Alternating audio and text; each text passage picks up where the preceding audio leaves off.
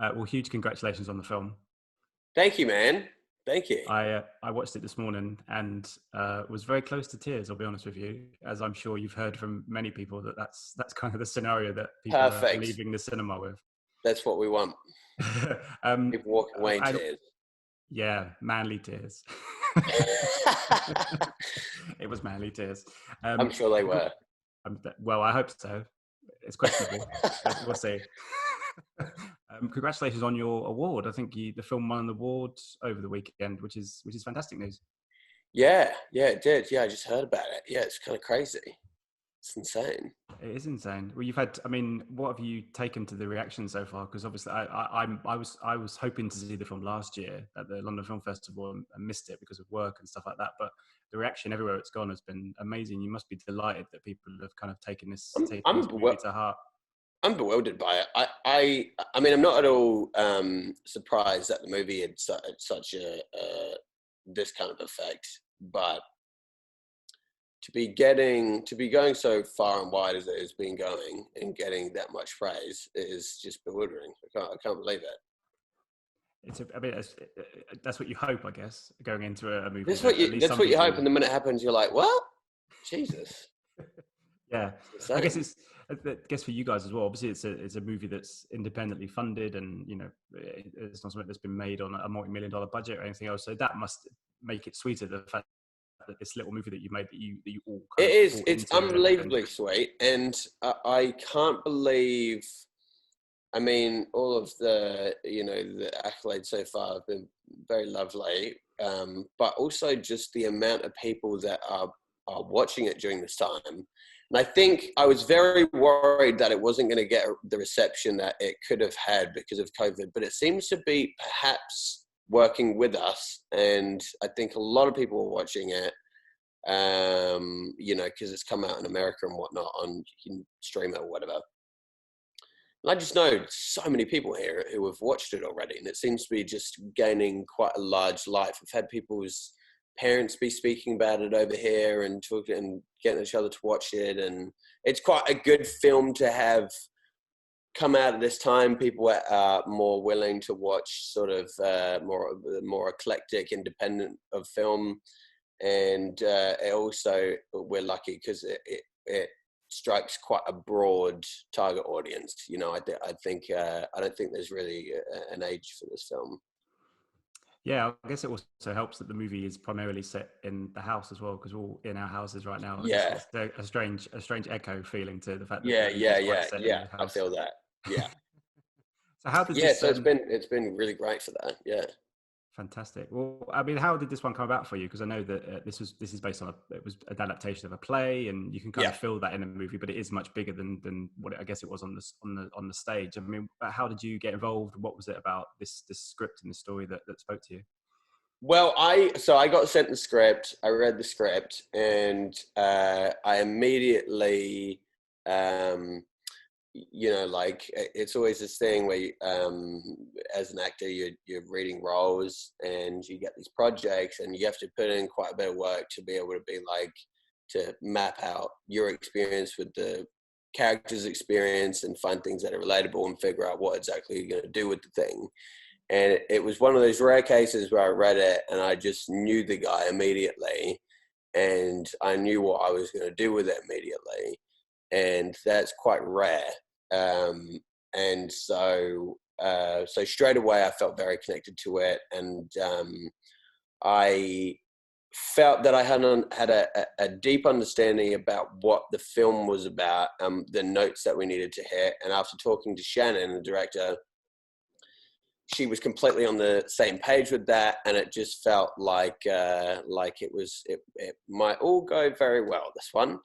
So she I also just immediately found it hilarious. Like it was just probably the funniest tragedy I've ever read, and she felt very much the same way. And she I think we both understood it from the same perspective, I guess, as being very dark comedy.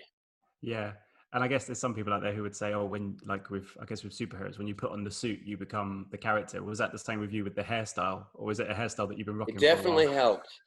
There was a, I've never had that hairstyle before, personally. but it was a thing with costume and makeup of just experimenting a little bit. We had these great women who were, with the haircut especially, we went through quite a few different haircuts and eventually landed with that last one. Is my hair got shorter and shorter. We got to that last one and went, yeah, that's probably it. And then we were working on face tattoos. I had a friend of mine who lives in West Sydney who looks quite similar to that character. So I started asking if I could just steal tattoos of his, and then they cut the makeup made the tattoos, the fake tattoos, and we just plastered them all over me. Blah blah. That was a hugely fun process. And then finally, when I walked into rehearsals one day in the full costume and makeup, everyone was like, "Oh." This guy. Ben and Essie were like, "Oh God, we're letting this guy into the house. It's not good." And there's a real kind of, as you said, tragedy, and there's a love story at the heart of it. And usually in these kind of stories, you meet across the platform at a train station, whereas you and Eliza's characters meet in this very strange scenario at the edge of a platform where Moses nearly knocks her off. I mean, how did you take to that situation, that it was something like that, and it wasn't just you guys kind of meeting on it kind of matches the characters and matches the story that unfolds, if you like? Yeah, it really does. I mean, it was it's a fucking great entrance. I can't remember if the film used to start with that. I think that scene used to be like a little ways in already. But I found that it worked perfectly for what ended up being in the edit, because it immediately, I think, as an audience, you're projecting all these things onto the both of them, but especially with Moses, because there's so many things happening for the bro. You're like, he's coming in, he's obviously intoxicated with something, and he's high, and he's volatile, and he also looks like he's having a great deal of fun, and it's all very confusing, and he kind of swings into the flow with Milla immediately, and it's this bizarre beginning to probably the most bizarre beginning to a love relationship ever. So for that, it makes perfect sense, I think.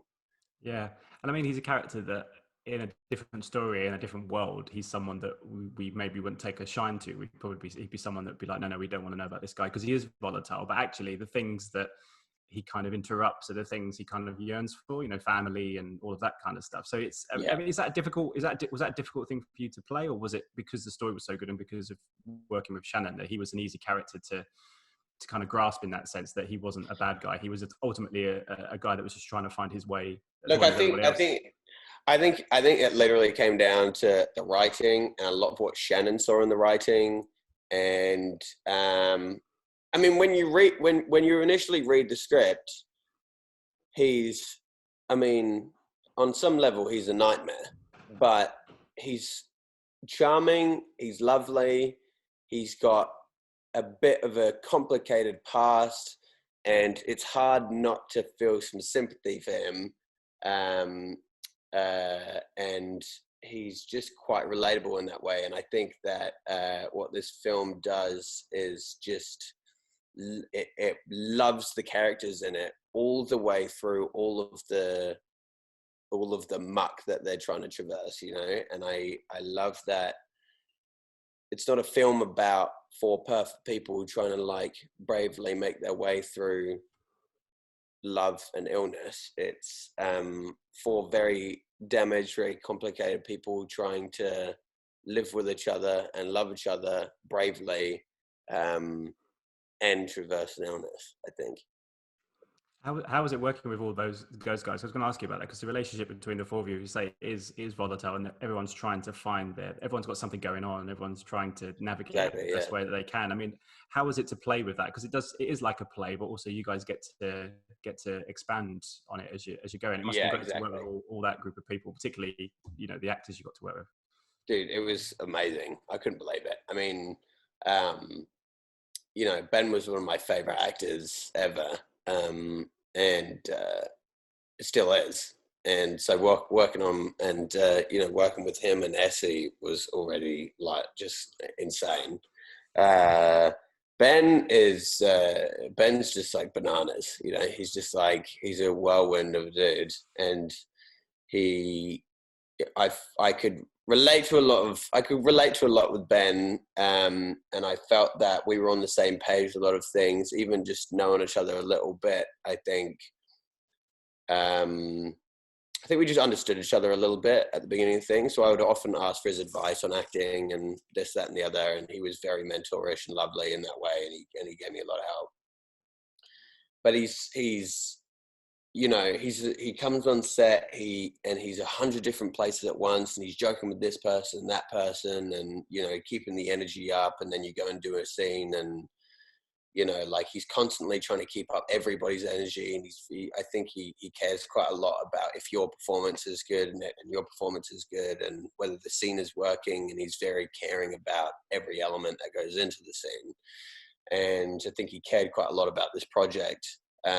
So he was very wanting the best for it, and but it was amazing to see him work. He just throws out different things every single time. It's impossible to know where the hell he's going to go, and that I find that just a very exciting acting. And Essie is a lot more of a technician, I find, with her acting, but hits it so hard every single time. So it was a bit, it was a bit like watching a masterclass in acting. But there'd be times when I'm in a scene with them and they're both like doing the thing, and I'm like, wow, okay. And then it's my line, and I forgot my line because I'm fucking watching them, and they're doing they're just doing these crazy, they're just bouncing off each other. And remember at one point Essie at the dinner table doing this stuff with the ice in her mouth, and me and Eliza were kind of laughing at her as the camera was on them.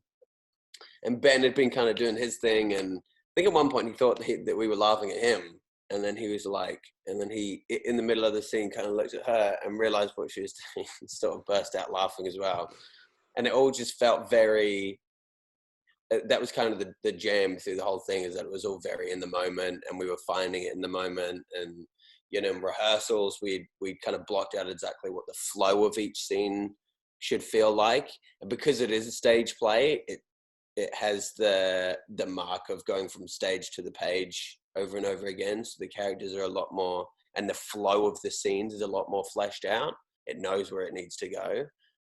So it's just about getting on the same page on the same wavelength, I think, as everybody. And then Eliza is just like a absolute gem. She's just like the easiest person to work with, and she's like damn good at what she does.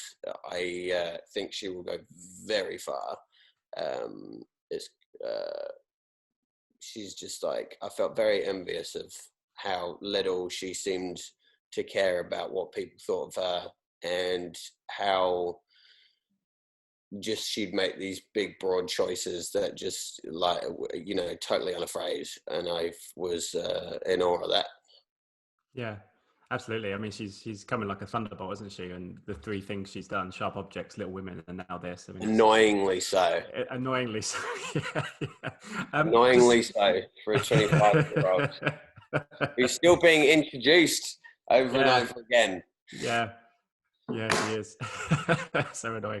Just as a final question then, I mean, obviously audiences know about the film and they've heard good things about it, and it's a story, coming of age kind of story that we've seen many times, but this is a very unique telling of that. I mean, what do you hope audiences kind of take away from this, given that there's a few of these kind of movies, but this one is very, very unique and very different. What do you kind of hope that they can expect from the film when they see it?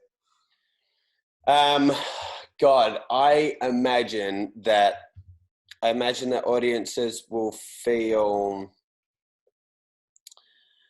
I imagine that audiences are walking away from this feeling very connected to the difficulty and dysfunction of family, and of love, and like parents, like the job of a parent, and how bloody hard that is.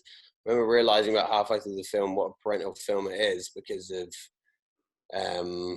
just what Ben and Essie were doing with it, and how bloody heartbreaking it was watching them as characters and as people who try to process the death of Milla as process, Milla's potential death. But I imagine audiences will walk away. They won't be skipping away, but they will be perhaps enlightened. And I mean, it's a really enjoyable film at the end of the day as well, because it's constantly bouncing back and forth, and it's always surprising, and it's funny, and it's entertaining, and you fall in love with the characters despite their dysfunction. And I find that to be the most kind of enlightening cinema, where you see people bravely facing just hardship and the difficulty of just getting along with each other, and facing that bravely. Yeah, absolutely. Completely agree with you. Dude, it's been absolutely amazing talking to you. Good luck with the movie. And thank you so much for your time. Thank you, man. Thank you. Pleasure. I appreciate it. Ladies and gentlemen, you're watching Hey You Guys! Hey You Guys, huh? Hey You Guys. Is that from the Goonies? It is indeed, yeah. Nice. Hey You